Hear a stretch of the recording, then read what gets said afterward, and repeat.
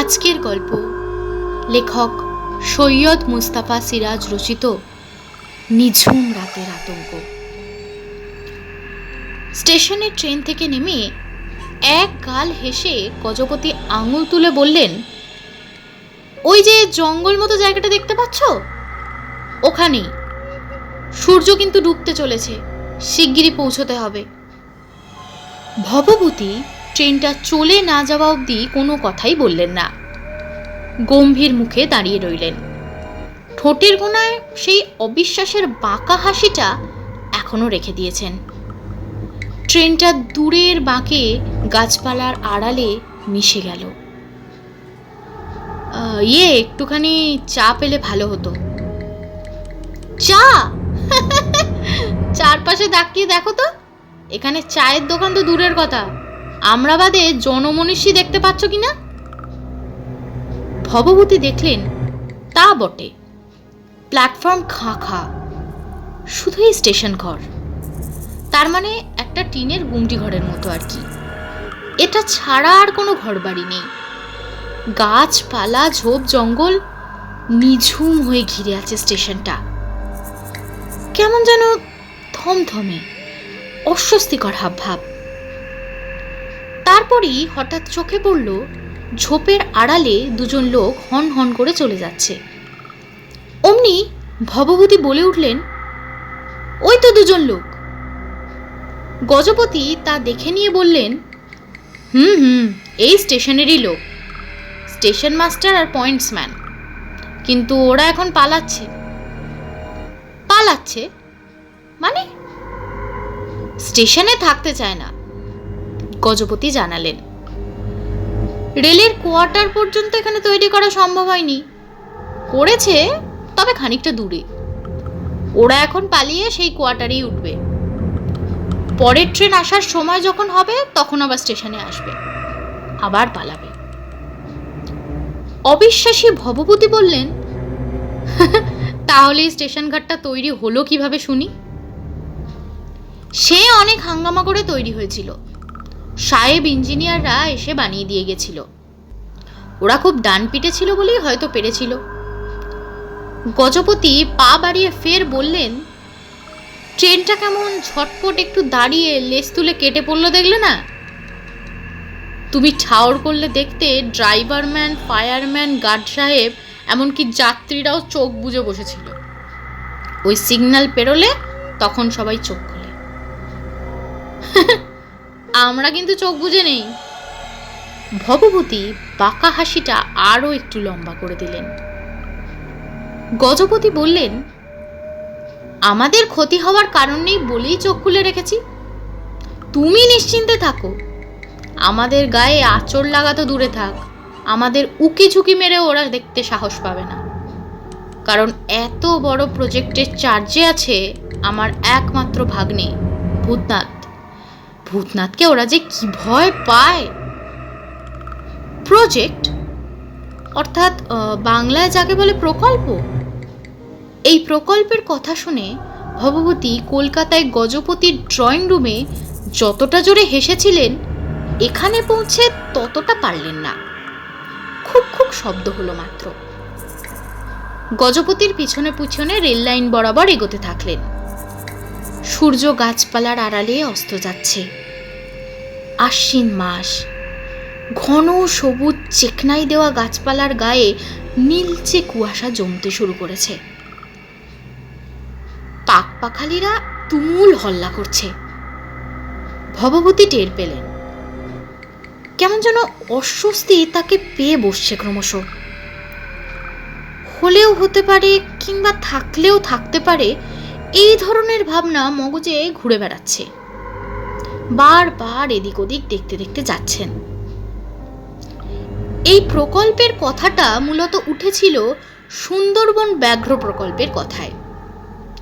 গতকাল সন্ধে জোর বৃষ্টি নেমেছিল। রাস্তায় এক হাঁটু জল, তার মধ্যে আবার লোডশেডিং। গজপতির ড্রয়িং রুমে মোমবাতির আলোয় বাঘ নিয়ে কথা হচ্ছিল। ভবভূতি যৌবন বয়সে দুর্দান্ত শিকারী ছিলেন। তাই ওর সব কথায় ঘুরিয়ে ফিরে বাঘ আসবেই। ওর আফসোস একটাই, বাঘ মেরে বড্ড ভুল করে গেছেন এতকাল। এখন বাঘ বংশ দেশ থেকে প্রায় লোপ পেতে বসেছে। তাই সুন্দরবনে বাঘ প্রকল্প করে সরকার একটা কাজের মতো কাজ করেছেন। বেচারিরা শান্তিতে ওখানে খেয়ে পড়ে বেঁচে আছে, বংশবৃদ্ধি করছে। সেই কথায় জেট টেনে গজপতি বললেন, আর ভূত বংশের কথাটা ভাবো, আজকাল আর তত ভূত কেউ দেখতে পায়? ভূতেরাও তো লোপ পেতে বসেছে। আমাদের ছেলেবেলায় কত দেখেছি। বাধা দিয়ে ভবপতি বলেছিলেন, ভূত? তুমি আবার ভূত ট্রুত বিশ্বাস করো? আলবাত করি। গজপতি দৃঢ়ভাবে জবাব দিয়েছিলেন, সেই কথাই তো বলতে যাচ্ছি। হাত তুলে ভবপতি বলেছিলেন, শুনবো না, সব গুল, ভূত বলে কিছু নেই। নেই? আলবাত আছে। চলো, এখনই চলো, আছে না নেই টের পাইয়ে দিচ্ছি। কোথায় যাব শুনি? কোনো পোড়ো বাড়ি নয়তো শ্মশান। এই তো, আমি ওসব জায়গায় চষে ফেলেছি একসময়, ভূতের না টিকিও দেখতে পাইনি। গজপতি রেগে গিয়েছিলেন। ঠিক জায়গায় গেলে তো দেখবে, তাছাড়া বললুমই তো, আজকাল আর অত ভূত টুত নেই।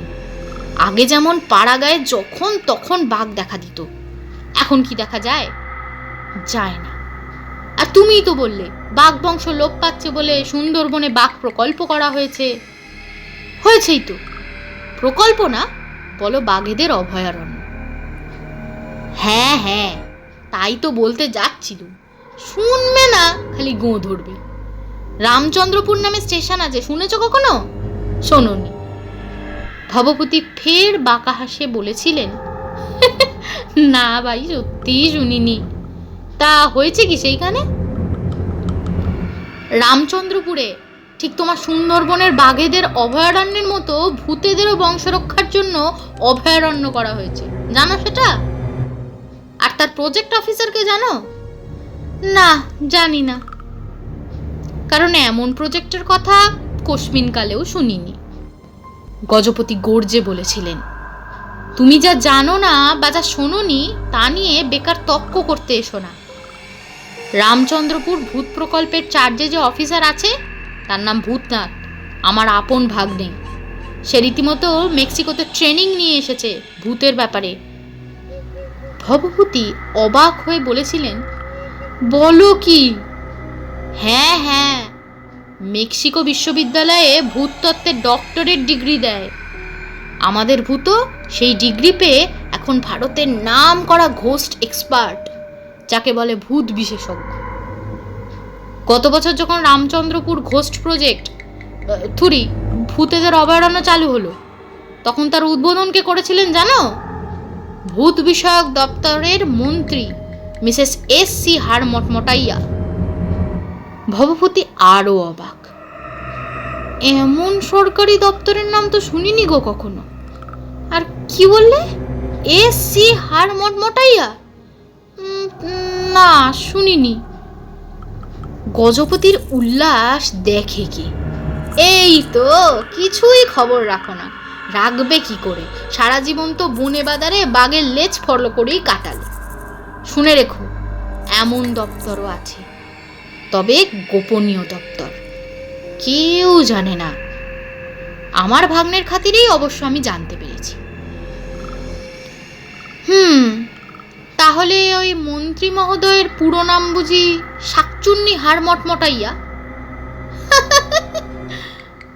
ভবভূতি ফের হাসলেন। গজপতির আবার রাগ হলো। বলেছিলেন, ঠিক আছে, কালই আমার সঙ্গে বেরিয়ে পড়ো। রামচন্দ্রপুর ভূতারণ্যে গিয়ে সচক্ষে সব দেখবে, এও বুঝবে স্টেশনের নাম রামচন্দ্রপুর রাখার কারণই বাকি। কি কারণ শুনি? ওটা ভূতারণ্যের বর্ডার, রাম শব্দে ভূতেরা জব্দ, বুঝলে না? পাছে অভয়ারণ্য বা ভূত প্রকল্পের দু একটা পাজি ভূত এলাকা ছাড়িয়ে বাইরে গাঁ গেরামে গিয়ে হানা দেয়, তাই ওই অবস্থা। তোমার সোঁদরবনের ব্যাঘ্র প্রকল্পের দু একটা বাঘ কি এমন করে না মাঝে মাঝে? রেল লাইনের ধারে কিছুটা এগিয়ে ডান দিকে সরু একফালি রাস্তায় নামলেন গজপতি। সামনে একটা ছোট্ট নদী দেখা যাচ্ছিল, তার ওপরে কাঠের পোল আছে। সেই পোলে পৌঁছবার পর বললেন, এবার আমরা ভূতেদের অভয়ারণ্যে ঢুকছি। ওই দেখো, কাঠের ফলকে লেখা আছে রামচন্দ্রপুর ভূত প্রকল্প, দেখতে পাচ্ছ? ভবভূতি থমকে গেলেন, মুখের বাঁকা হাসিটা মিলিয়ে গেল। কাঠের ফলকটার সামনে দাঁড়িয়ে চশমা খুলে চোখটা ভালো করে মুছে নিলেন, তারপর চশমার কাঁচটাও ভালোভাবে মুছে নিলেন। কিন্তু না, বড় বড় হরফে সত্যিই লেখা আছে রামচন্দ্রপুর ভূত প্রকল্প, এবং তলায় ব্র্যাকেটের মধ্যে 13টি প্রজাতির ভূতের অভয়ারণ্য, তার পাশে আর একটা বড় ফলকের নোটিশ, সাবধান, কেহ উহাদের উত্ত্যক্ত করিবেন না, ঘাড় মটকাইয়া দিলে সরকার দায়ী হইবে না, তবে কেহ কেহ আদর করিয়া উহাদের কিছু খাওয়াইতে চাহেন তাহাতে আপত্তি নাই, কিন্তু নিচের এই তালিকার খাদ্যগুলি ছাড়া কোনো প্রকার খাদ্য খাওয়াইবেন না, জরিমানা করা হইবে। ভবভূতি একটু ঝুঁকে খাদ্য তালিকায় ঝটফট চোখ বুলিয়ে নিল। দুধ, রসগোল্লা, হাড়, গোড়, শুকনো গোবর, খাঁটি সরিষার তেল, পাকা কলা, টিকটিকি ডিম, লেজ, নানা রকম মাছ, তবে শিঙি বাদে আরশোলার ঠ্যাং। গজপতি ওর পিঠে হাত রেখে চাপা স্বরে বললেন, দেরি হয়ে যাচ্ছে, সন্ধে হয়ে এলো, আমার ভাগ্নের অফিসে গিয়ে ওসব জেনে নেবে, এসো। ভবভূতি গুম হয়ে গেছেন, মুখের রা বাক্যি নেই। তার ওপর গজপতির এরকম চাপা গলায় কথা শুনে গাটা ছমছম করছে। এবার দুধারে ঘন ঝোপ জঙ্গল, মাঝখানে এক ফালি পিচের পথ। কিছুটা চলার পর বড় বড় গাছের জঙ্গল দেখা গেল, তার মধ্যে একটা আলো দেখা যাচ্ছিল। গজপতি চাপা গলায় বললেন, ওই যে শ্রীমানের অফিস, মানে আমার ভাগ্নের। ভবভূতি এখন মোটামুটি অনেকটা বিশ্বাস করে ফেলেছেন। খুঁতখুঁতে গলায় বললেন, ওদের জন্যে কিছু খাবার আনা উচিত ছিল। গজপতি ঠোঁটে আঙুল রেখে বললেন, চুপ চুপ চুপ, খাবারের নাম করো না, এক্ষুনি পিছু নেবে। সেবার আমি কি বিপদেই না পড়েছিলুম। পিছু নিয়েছিল নাকি? ওই অফিস অব্দি পিছনে খালি যে বলে, নিয়ে এনেছিস, দিয়ে যা দিয়ে যা। বলো কি? আচ্ছা, ওরা নাকিস্বরে কথা বলে কেন বলো তো? নাক নেই যে, কঙ্কালের মুন্ডু দেখনি? নাক আছে, নাকের জায়গায় গর্ত আছে। এই সময় আলো অনেক কমে এসছে। ভবভূতি অস্বস্তিতে হাঁটছেন, অনবরত এদিক ওদিক চাইছেন। হঠাৎ তার মনে হলো সামনে বাঁদিকে একটা গাছের প্রকাণ্ড মরা শুকনো ডালে কালো রঙের, দেখতে কতটা হনুমানের মতো কি যেন বসে আছে। তারপর সেই অদ্ভুত প্রাণীটা বার কতক আপন খেয়ালে উল্লুকের মতো শুকনো ডালটা ধরে চরকি ঘোড়া ঘুরে নিল। ভবভূতি শিউরে উঠলেন, ওটা কি? গজপতি দেখেই চাপা স্বরে বললেন, রাম রাম বলো, রাম রাম রাম রাম রাম রাম রাম রাম। ভবভূতি আওড়াতে শুরু করলেন, রাম রাম রাম রাম রাম রাম রাম রাম। সাবধানে পা টিপে টিপে জায়গাটা পেরিয়ে গিয়ে গজপতি জানালেন, এই যে প্রজাতিটা দেখলে, এর নাম গেছো। এরা গাছে থাকে, বড্ড বদ অভ্যেস, টুপটাপ করে ওপর থেকে ঢিল ছুড়ে। মাথা ন্যাড়া দেখলে তো আর রক্ষেই নেই।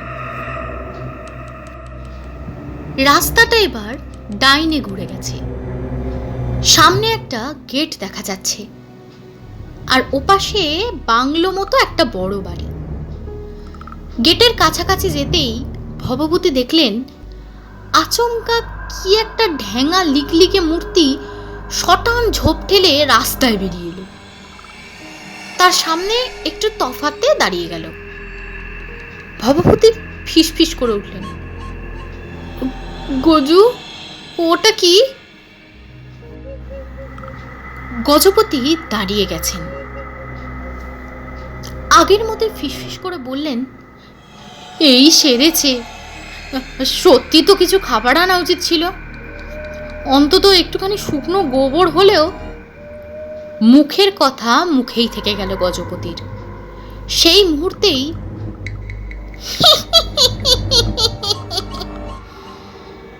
ভবভূতি বিড়বিড় করে বলতে থাকলো, tram tram tram tram tram tram tram tram. তারপরে টের পেলেন ভয়ে রামের বদলে ট্রাম বলছে। তখনই শুধরে নিয়ে বলতে শুরু করলেন, রাম রাম রাম রাম রাম রাম রাম রাম। আর গজপতি বিকট চেঁচিয়ে আর্তনাদের সুরে বললেন, ও ভূত, ভূত রে, তোর ঘটোৎকচকে সামলা, বেরিয়ে পড়েছে। বাংলো বাড়ি থেকে আলো হাতে বেরিয়ে কে যেন সাড়া দিল। কোন ব্যাটারে নাম ধরে ডাকছিস? স্পর্ধা তো কম নয়। গজপতি বললেন, বাবা ভূত, আমি তোর মামা গজপতি। আলো হাতে এগিয়ে এলো একটা লোক। তাকে দেখে রাস্তা আটকে দাঁড়ানো সেই মূর্তিটা এক লাফে ঝোপঝাড় ডিঙিয়ে পালিয়ে গেল। কিছুক্ষণের জন্য আচমকা যেন ঝড় বয়ে গেল। গজপতি ফিসফিস করে জানালেন, পাহাড়ি দেশের ভূত, বুঝলে তো। তারপর ভবভূতির হাত ধরে বললেন, বাবা ভূত, তোকে খবর দিয়ে আসতে পারিনি, এদিকে ট্রেনটাও লেট করছিল। গেট খুলে ডক্টর ভূতনাথ বললেন, আরে মামা, আসুন আসুন আসুন, কি সৌভাগ্য। উনি কে? আমার বন্ধু ভবভূতি পটিতুণ্ড। তোকে এনার কথাই বলেছি একবার, মনে নেই হয়তো। ইনি একসময় নাম করা শিকারী ছিলেন। আর ভবভূতি, এ হচ্ছে সেই ডক্টর ভূতনাথ পাত্র। ডক্টর ভূতনাথ নমস্কার করে বললেন, আসুন আসুন আসুন, ভেতরে আসুন, কি সৌভাগ্য। বাংলো ঘরের মধ্যে একটা হ্যাজাক জ্বলছে। লণ্ঠনটার দম কমিয়ে বারান্দায় রেখে ডক্টর ভূতনাথ ওদের নিয়ে ভেতরে ঢুকলেন। কোনার টেবিলে কালো বেটে মোটাসোটা হাড়ি মুখো একটা লোক খাতায় কি সব লেখালেখি করছিল। একবার মুখ তুলে দেখল, ভবভূতির গা শিরশির করে উঠল লোকটাকে দেখে। মানুষ বটে তো, কেমন যেন ভুতুরে চেহারা। পাশের ঘরের দরজা খুলে ভূতনাথ বললেন, এক মিনিট, আমি মোমবাতিটা জ্বেলে নিই। ভবভূতি বললেন, লোডশেডিং বুঝি? না, এখানে ইলেকট্রিসিটির বালাই নেই। কেন নেই পরে বলবো খন। বলে ভূতনাথ মোমবাতিটি জ্বেলে নিলেন। ডাকলেন, আসুন মামা, ভেতরে আসুন, বসুন, আমি একটু চায়ের ব্যবস্থা করি। ঘরটা বেশ বড়। ভবভূতি ও গজপতি আরাম করে বসলেন। ভূতনাথ বাইরে চলে গেলেন। বাইরে তার গলা শোনা গেল, কাকে যেন ডাকাডাকি করছেন। গজপতি বললেন, ইলেকট্রিসিটি কেন নেই জানো? ভূতেদের ওইসব আলো সয় না। লণ্ঠন হ্যাজাক অব্দি বড় জোর। ওই ইলেকট্রিসিটির জ্বালাতেই তো ভূত বংশ লোপ পেতে বসেছে। ভবভূতি দমে গেছেন এখন। সাই দিয়ে মাথাটা নাড়লেন, বললেন, হুম। তারপর বারবার জানলার দিকে তাকাতে থাকলেন। বলা যায় না কখন কি বিতিকিচ্ছিরি ভূতের চেহারা জানলায় উকি দিয়ে ওই রকম পিলে চমকানো হাসি হাসবে। মনে হচ্ছে রাইফেলটা আনলেই ভালো হতো, কিন্তু রাইফেল কি এরা ছুঁড়তে দিত? তার চেয়ে বড় কথা, রাইফেলের গুলি ভূতের গায়ে লাগতো কিনা তাই বা কে জানে। কখনো তো পরীক্ষা করে দেখিনি রে বাবা।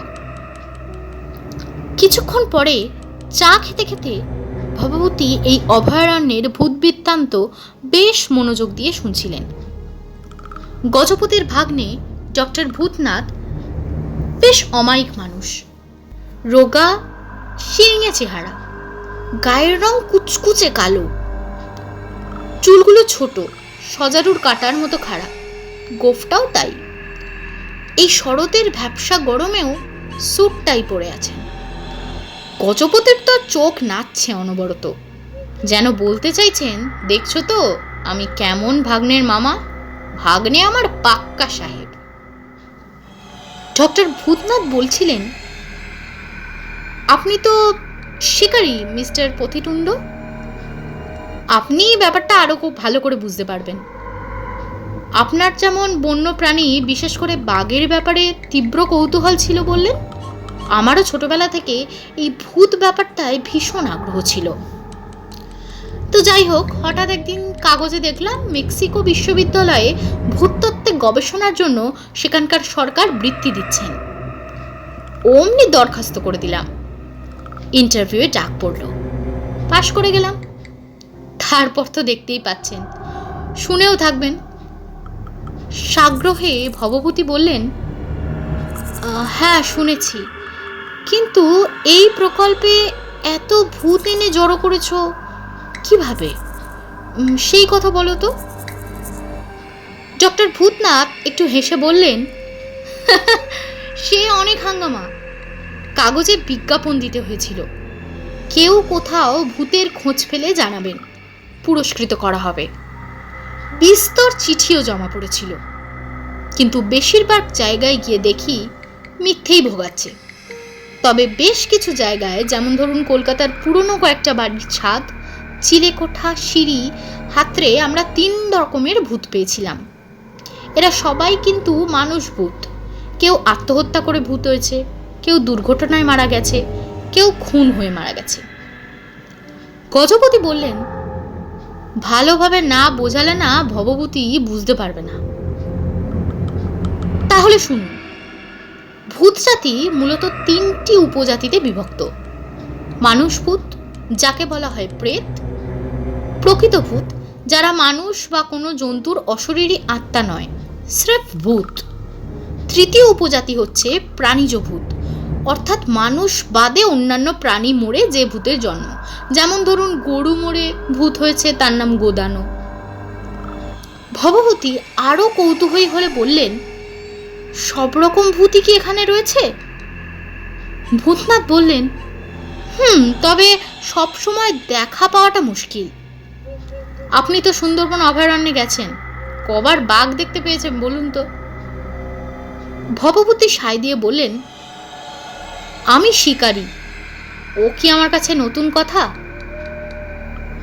শুনুন, গ্রামাঞ্চলে কিভাবে ভূত খুঁজে এনেছি। গ্রামে খবরের কাগজ কজন পড়ে, তাই ঢেড়া পিটিয়ে জানিয়ে দেওয়া হয়েছিল। অসংখ্য জায়গা থেকে নানা রকম ভূতের খোঁজও পাওয়া গিয়েছিল। যেমন ধরুন বীরভূমের একটা দিঘির এক কোনায় শাকচুন্নির খোঁজ পেলাম, তক্ষুনি বেরিয়ে পড়লাম। কিন্তু ওদের ধরে আনলে কিভাবে? ডক্টর ভূতনাথ একটু হেসে বললেন, খুবই সোজা, খুবই সোজা। শুধু জানতে হয় কোন প্রজাতির ভূতের কি খাদ্য, ব্যাস। বীরভূমের সেই শাকচুন্নির আড্ডায় এক রাত্রি গিয়ে বসে পড়লাম। ওদের প্রধান খাদ্য মাছ। মাছ দেখে তক্ষুনি ওরা নোলায় জল ধরতে শুরু করে দেয়। ঘোমটার ফাঁক দিয়ে বলে উঠল, একটা মাছ দে না ভাই। আমি অমনি উঠে চলতে শুরু করলাম। সারা পথ ও পেছনে চাইতে চাইতে আসে, আর আমি বলি, আর একটুখানি এগিয়ে গিয়ে দেব, চলে আয়, চলে আয়। ব্যাস, এই করে এইখান অব্দি নিয়ে চলে এলাম। এখানে পুকুর বানিয়ে অঢেল মাছ ছেড়ে দিয়েছি। শাকচুন্নিরা ছড়িয়ে ছিটিয়ে যা খাবার খাচ্ছে, বাকিটা আমরা কলকাতায় চালান করে দিচ্ছি। এই শুনে গজপতি মন্তব্য করলেন, সেই সব মাছই তো কলকাতার বাজারে বিক্রি হচ্ছে। স্বাদেই বোঝা যায় শাকচুন্নিরা শুকে ফেলে দেয়, তাই ওই রকম, বুঝলে তো? ভবভূতি বললেন, আচ্ছা ভূতনাথ, দুধ, রসগোল্লা, পাকা কলা এসব সুখাদ্য কোন ভূতে খায় গো? ভূত নয়, ভূত নয়, ভূতিনী বলুন। এরা প্রেত উপজাতির অন্তর্গত, অর্থাৎ কোনো পেটুক মেয়ে মরে ভূত হয়েছে।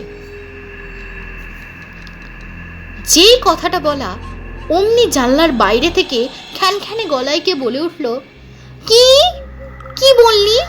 শুধু মেয়েরাই ওসব খায়? ভবভূতি আঁতকে উঠে দেখলেন নির্ঘাত ভূতনিই বটে। চুলের যা ছিঁড়ি, পরনে শাড়ি, কত রকম গয়না পরা, জানলায় দাঁড়িয়ে চোখ কটকটিয়ে তাকিয়ে আছে। ভূতনাথ ধমক দিয়ে বললেন, পেঁচোর মা, এখন চলে যাও তো এখান থেকে। আমরা কথা বলছি, দেখছো না? কিছু বলার থাকলে পরে এসো, না হয় দরখাস্ত করো। ভূতিনী জিভ বের করে কেন কে জানে ভবভূতির দিকে ভেঙচি কেটে সরে গেল। গজপতি খিক খিক করে হেসে বললেন, পেঁচোর মা সেবার আমাকে বাগবাজারের রসগোল্লা আনতে বলেছিল, ভুলে গেছে নিজেই। পেঁচোর মা মানে? ভবভূতি জিজ্ঞেস করলেন। জবাবটা দিলেন ডক্টর ভূতনাথ। ওর ছেলে পেঁচো, যে ভূত, তার মানে প্রেত, ট্রেনে চাপা পড়ে মারা গিয়েছিল। ভবভূতি বললেন, আচ্ছা ভূতনাথ, এত যে ভূত রেখেছ অভয়ারণ্যে, তুমি কিংবা তোমার কর্মচারীরা বিপদে পড়নি? ভূতনাথ বললেন, না, বুঝতে পারছেন না, বেছে বেছে কর্মচারী রাখা হয়েছে, রীতিমতো ট্রেনিং দেওয়া হয়েছে। ভূত নিয়ে কাজ করা তো অত সহজ নয়। এই সময় ভবভূতির মনে হলো তার পাঞ্জাবির পকেটে কি যেন একটা ঢুকেছে। ঘুরেই আটকে উঠলেন। চেয়ারের পেছনে ঘাপটি মেরে বসে একটা 9-10 বছরের ছেলে। কিন্তু সত্যিই কি ছেলে? তার পকেটে একটা কালো কুচকুচে লিকলিকে হাত ঢুকিয়ে হাতড়াচ্ছে। ভবভূতি কাঁপতে কাঁপতে বললেন, কে কে? ভূতনাথ ধমকে দিলেন, এই পেঁচো, কি হচ্ছেটা কি? শ্রীমান পেঁচো বলল, চকলেট খুঁজছি ভুতু মামা। হাত বের কর বলছি, বের কর হাত। ছি, ওই নোংরা হাত তুই আঙ্কেলে পকেটে ঢোকালি? মুখেই তো চাইতে পারতিস। পেঁচো হাত বের করে নিল। তারপর চেয়ারের পেছন থেকে উঠে দাঁড়িয়ে ভবভূতির গলায় 2 হাত আঁকড়ে আবদার করল, একটা চকলেট দাও না দাদু। সেই সঙ্গে বেজায় রকমের কাতুকুতু দিতে থাকলো।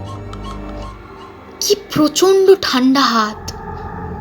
ভবভূতির দম আটকে যাচ্ছে। ভয়ে কাঁপতে কাঁপতে গো গো করতে করতে শেষ পর্যন্ত ভূতের মতোই খিক খিক করে হেসে উঠলেন। ভবভূতি ফ্যাল ফ্যাল করে তাকিয়ে রইলেন কিছুক্ষণ, তারপর উঠে বসলেন। দেখলেন নিজের ঘরেই শুয়ে আছেন। ঘরে সকালের রোদ ঢুকছে। তার নাতি রুনু, দাদু এখনো ঘুমাচ্ছ তুমি? আমি কখন উঠেছি। ভবভূতি আগে ভালোভাবে দেখে নিলেন রুনু না পেঁচো। তারপর শুধু বললেন, হুম হুম হুম। ও দাদু, একটা চকলেট দাও না। ভবভূতি চমকে উঠলেন, এও যে চকলেট চায়। কিন্তু না না, মনেরই ভুল, স্বপ্নই দেখছিলেন। কাল সন্ধ্যায় গজপতির সঙ্গে ভূত নিয়ে বেজায় তর্ক হয়েছিল, মনে পড়ছে।